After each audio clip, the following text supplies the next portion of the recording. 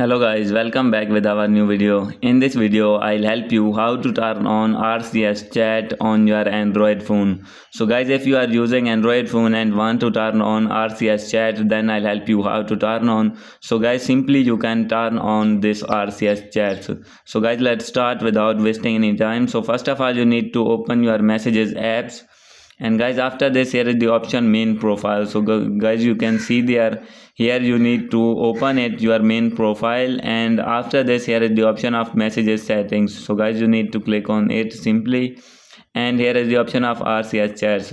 So you need to click here, and after this, here you can see turn on RCS chats. Use Wi-Fi or data for messaging when available. So guys, you need to click on it. And guys, now you can see my RCS chats is turned on.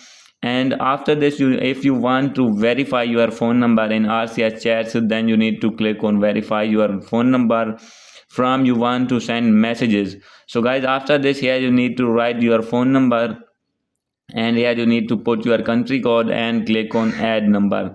So guys, automatically your Android phone detects your phone number and verified your phone number. So guys, after verifying your phone number, you will be able to send messages to anyone with Wi-Fi or mobile data.